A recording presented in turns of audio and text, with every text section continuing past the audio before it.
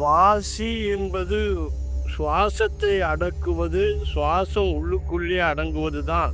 அதற்காக 2 கண்களையும் மூக்கு நுனியின் மேலே 7 நிமிடம் 3 நிமிடம் பார்ப்பதும் வாசி கட்டுப்படும்.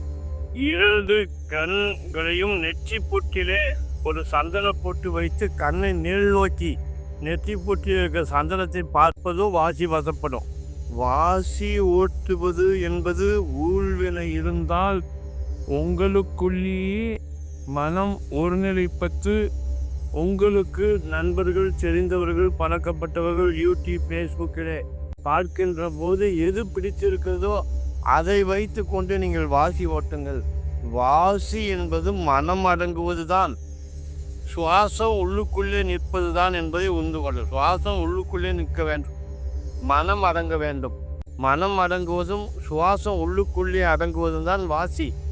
இது பழக பழக பழக வெகு விரைவில் வாசியிலே ஒளி குருவானவர் உங்களுக்கு தெரிவார்.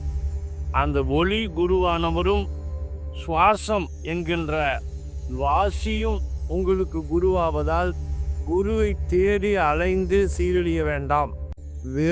வெறும் வயிற்றில் உணவை குறைத்து கொண்டு தண்ணீரை அருந்தி ஆசனங்களை முதுகுத்தண்டை நேராக நிமிற்றி ஆசனங்களை போட்டுக்கொண்டு உங்களுக்குள்ளேயே உங்கள் சுவாசத்தை கவனித்து கொண்டிருப்பீர்களானால் வாசியை பழகிக்கொள்ளு எளிய வழியை அதுவாகவே காட்டி கொடுக்கும்.